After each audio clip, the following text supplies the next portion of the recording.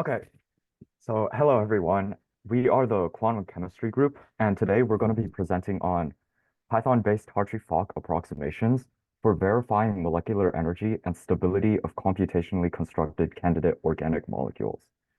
My name is Alan Lee, and presenting with me today are Ram, Jaden, and Akash. Okay, so before we kind of jump into things, let's kind of first understand how we can kind of approach energy evaluations for different molecules. So for single atoms, typically what we'll use is known as the Schrodinger equation, which is basically a differential equation that solves for the wave function of an electron in an atom.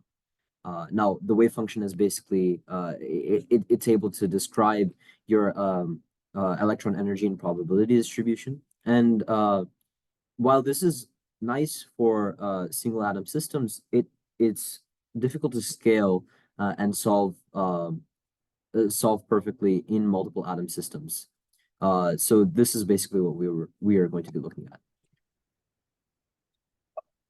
Now, there are several ways that you can approximate the energy of multiple atom systems.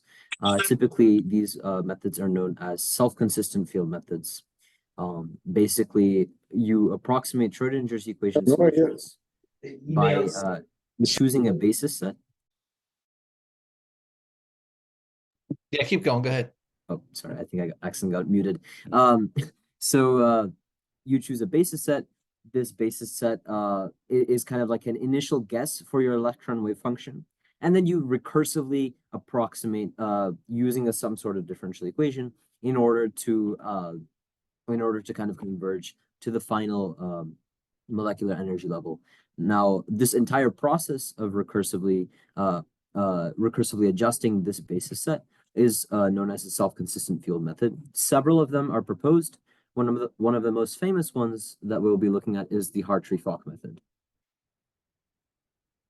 Now, the Hartree Fock method, as mentioned before, essentially uses a differential equation and self-consistent field method, or SCF, to approximate molecular energy levels. Now, the way that this has been implemented and the way that we're running this Hartree Fock method is basically using what is known as the CCPVTZ basis set. So there are different types of orbitals that you can have in your that you can kind of use for these approximation in SCFs. Typically, the two most common ones are the Slater type orbitals and the Gaussian type orbitals. The Gaussian type orbitals are less accurate, but they are much quicker to compute. And the CCPVTZ basis set is a linear combination of three of these Gaussian type orbitals. All right, now let's discuss a few of our goals for our projects. Firstly, we wanted to compute molecular energies using PySCF, a program that I will go into on the next slide. This could help in reducing the time and resources needed currently for drug discovery processes. Right now, we're testing it out with small atoms and molecules. We just recently published a paper on testing it with alkanes, and we're moving on to trying different isomers of hydrocarbons. As Ram mentioned, we're using the Hartree Fock method and the CCPVTZ basis set. Secondly, we wanted to tabulate data and create scatter plots for the runtime and SCF energies that we compute. We can use these scatter plots in order to create regressions used for approximation and prediction purposes. We also plan on repeating this process for more complicated molecules like halo compounds, oxo compounds, etc. And this is in order to test the accuracy and precision of PySCF in preparation for quantum computing collaboration. And finally, we also want to create a UI to assist in speeding up future research using PySCF. Now, PySCF is the Python library we're using. It has functions that allow us to run self-consistent field methods. These include Hartree Fock, post-Hartree Fock, and density functional theory methods. While it only supports the Gaussian type orbital basis sets, it already has a lot of them included in the software, including CCPVTZ, making it pretty easy for us to use. And finally, it has efficient function calling, and since it uses NumPy and SciPy libraries for calculations.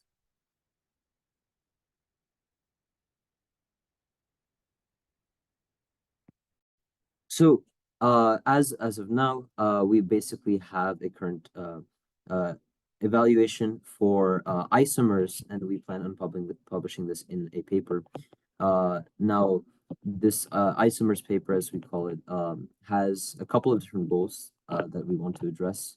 First, we want to basically be able to look at several different isomers and see if we can find trends in their energies based on their different structures, the different organic groups that are attached to these molecules, etc. And using these trends, we want to kind of we want to take basically use our SCF methods to find these trends and take this further. Okay, so for our data collections, we mainly evaluated hydrocarbons through the CCP-VTZ basis set, and you can see some of our data that we collected in the table to the right. We also used Hartree Fock to successfully organize molecules where hydrogen-hydrogen repulsion is present. For some examples of this, you can see 1-butene, cis-butene, cis-2-butene, and trans-2-butene in the table. We also want to note that some smaller ring structures were incorrectly evaluated. And some examples of this are cyclopropane and cyclobutane. And in the future, there is some potential to use other DFT methods to calculate or create more accurate energy evaluations, and some of these could include DFT exchange correlation and cone-sham. For MP2, we evaluated using the Moeller-Plesset perturbation theory, and this showed almost identical energies between the data. We also can observe energy through different basis sets in this, and there's the possibility that 3 GTOs aren't sufficient enough to characterize the expected energy relations properly. And Hold on for a minute, guys. The admin has asked that you turn your cameras on so that we can see you as well as the presentation. okay.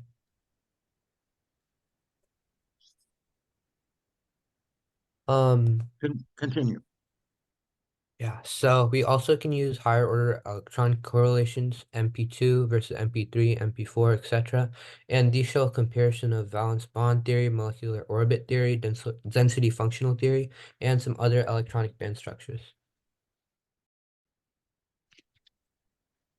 Now, our other project is the PySCF UI, and the goal of this was to, we wanted to simplify calculations with this library and make it more accessible to the public. And we just want to make research using PySCF more efficient.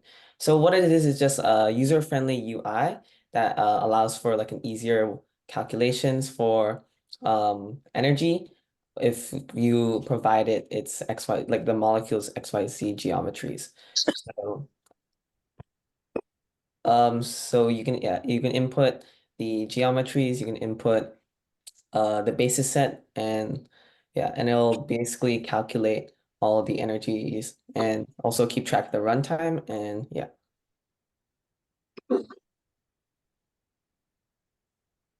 So another thing our UI does is it tries to find automatically tries to find trends within the data that we've provided. So once you add multiple molecule geometries, it'll automatically try to search for trends to speed up the research process.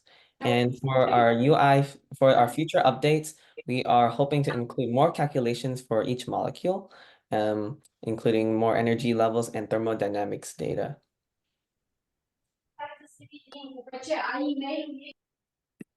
Okay. Now, finally, let's talk about some of the future goals for all of our research.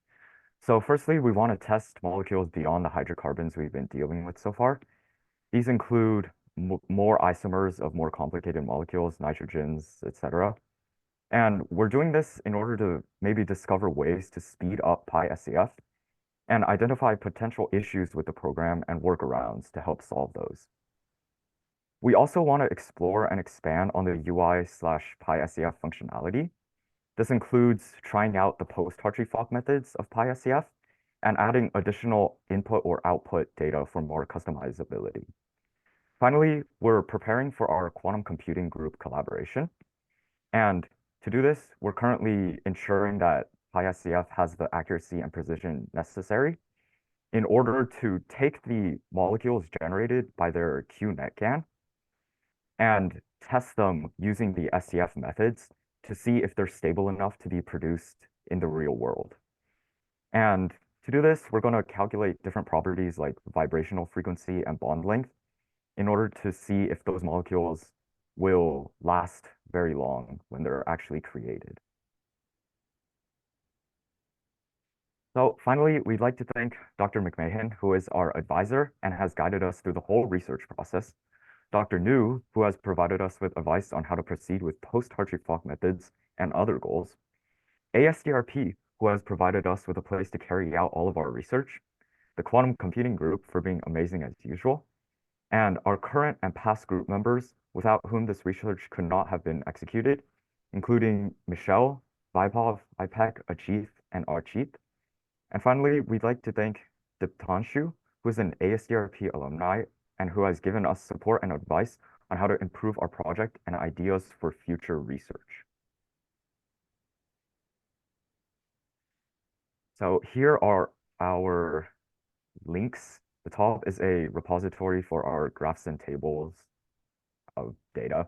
And then the bottom is the references for this slideshow and for our last paper.